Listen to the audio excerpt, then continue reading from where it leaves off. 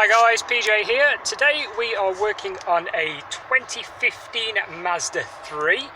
This particular car, as you can see, is having a next-based camera installed on it and being wired directly to the fuse box. Don't forget your memory card, guys, you're going to need one of those. Now on this car, it's quite a straightforward, simple operation to do. The wiring kit contains these parts that you can see here. It's got a little fuse spur in it which basically doubles up one of the fuse sockets in the fuse box so that you can avoid any soldering or anything like that. Now what you're going to do, the first thing on this job is to remove your seal trim panel. So the long panel that sits along here, basically if you put something under it, such as a bojo tool or plastic leverage device, not a metal screwdriver, you will damage the plastic, but just pop it up. Yeah, it's very simple to do. It's on little push fit clips, look. I just quickly grab it for you there. There you go, look. It's on little poppers. So when it's on there, it just literally pop, pop, pop, and off it comes. So centerpiece first, yeah? Next up, you've got your fuse box cover. Now obviously you can take the front off to get to the fuses, but we're going to need an earthing point as well. So to get this panel off, at the back, right at the back, is a knurled knob, yeah? This knob comes from here. Basically it screws on, so unscrew it all the way off, put it to one side, and then if you give it a bit of a tug, not too hard, it'll pop out of its mounting bracket. And then there's a couple more poppers just to pull it off, and away it comes, yeah? Be very careful with it, it is very weak. There's your popper there, look. Once you've got that out of the way, and you've got access to everything here, you're going to be looking for your fuse. Now as you can see, I've already had a look, multimeter at hand here. Depending on the spec and year of your car, your fuses could differ, so bear that in mind. On this particular car, we're going to be using this 7.5 amp fuse bay here.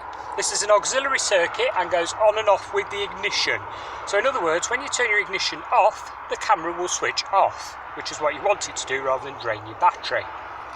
Okay, so our next job is to get your wiring kit and start feeding your cable all the way from the top near the mirror. Okay, I'll do that now. So wiring kit's unpacked, ready to put in. You've got your little fuse spur there. These packs can be bought from Amazon and places like that. Just you know, stick it in Google looking for a fitting kit for a camera. That's a mini blade fuse spur. So as you can see, it sits in the fuse slot which you've pulled the fuse out. You get a filter. Now this stops interference on your radio, especially DAB radios, and all you do with this, when you get it, it's sealed like so. Just pop it open, basically place it on your wire and wrap your wire around it. Like so. So your wire goes through it, over it, and back through it. So in effect you've got two lots of wire in there, so it goes all the way through, wrapped over it, and all the way out, and then click it shut, because it's on like a little hinge, look. That's that bit done with. On the other end you've got your plus and minus. Now the earth cable has got this rubbishy little pronged thing on the end. We're going to take that off and put a round terminal on it. This is just personal preference, you don't have to do that, it's just that these are a bit feeble and can snap. We'll be earthing it to this bolt here, which holds the fuse box in.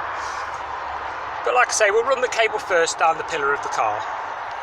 So working from the top here, the trim's normally quite loose, and if you can't get your fingers underneath it, just use your plastic pry tool just to give it a bit of a leverage.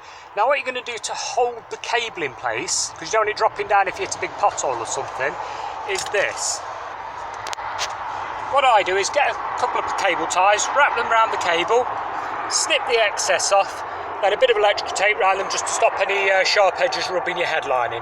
That will just secure it up so that it doesn't fall down and dangle in the middle of the windscreen while you're driving along. Like I say, there is some good potholes and I have known them shake loose in the past. There we go, so basically we've got a cable dangling down long enough to be able to plug it in the unit and unplug it in comfort. We've tucked it up underneath, yeah? You don't have to pull hard at the headlining, just enough to get a gap. I mean, it will make a few cracking noises, that's quite normal because it's made of fibre. Don't pull it so hard that you crease it, you still need it to look factory fitted flush across the top of the window screen. Carry on with your cable, tucking it all the way around until you get to the pillar here. Now when you get to the pillar corner, what you're going to have to do is get your rubber seal and pull it off up to the corner. Yeah. Now the plastic, as you can see, flexes a little bit, just enough to get the cable tucked behind it. Pay particular attention to your far corner here. It's very easy to damage the head lining, so take a lot of care when you're pushing it down, you know, behind that bit. Follow it round until you come down. And there we go. We've tucked it under and run it along and down. It's worth noticing at this point the plastic edge on the pillar here is very, very thin on the edge. So if you're using your plastic pry tool, be very, very careful, because you can easily put sort of bulging dints in the top of it. You've only got to lever it here, just very, very slightly, and then tuck your cable down, normally with your fingers will do, or carefully get your plastic pry tool and shove it down, okay? And then move down the edge, ready to get to your fuse box in the bottom corner. And there we are, so we've tucked the cable down the side of the dashboard there into place so it pops out near the fuse box. Now it's worth pointing out at this stage particularly, if any of this phases you in the slightest, do not attempt it. Take it to a professional and pay them to do it.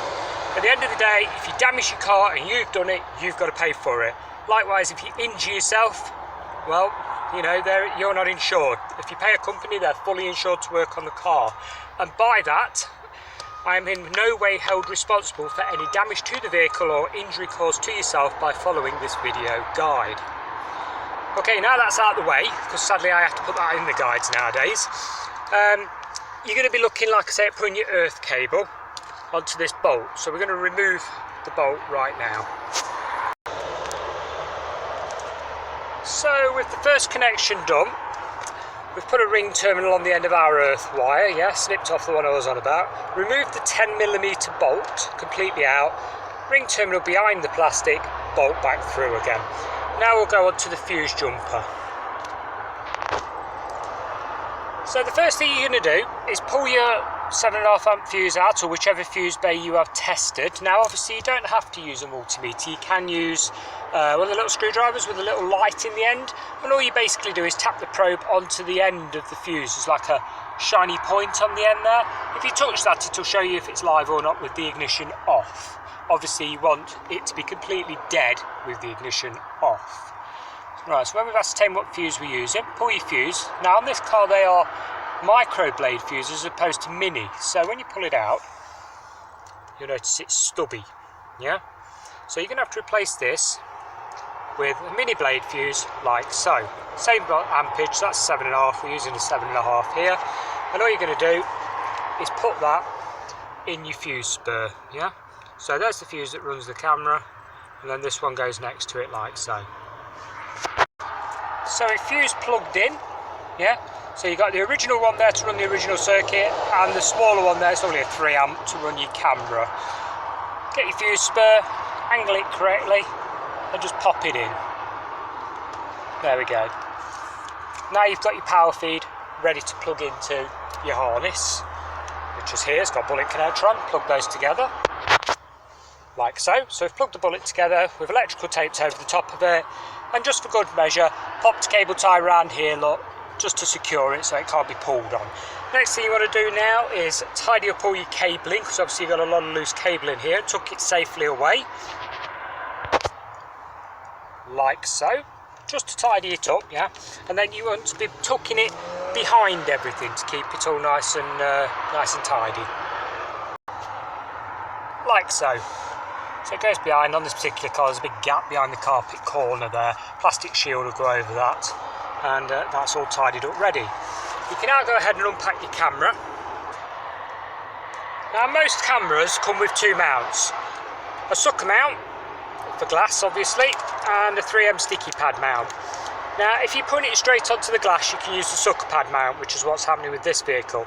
If however you've got to put it on the black grained area, so like this sort of stuff, you want to use the sticky pad because it won't stick. This car's not a problem, we can put it here on the glass, so we're using the sucker. So go ahead, mount your camera on the windscreen, and then you can test your ignition and make sure it powers up before reassembling all your plastics. So with our camera plugged in, stuck to the windscreen using its mount, press the ignition key and see if it comes on. Or press the ignition button, should I say. There we go. That camera is now live, powered from the fuse box, and will go off when we switch the ignition off, like so. And that pretty much concludes this video. Thank you very much for watching, and if you've got any questions at all, pop them in the comments below. Bye for now.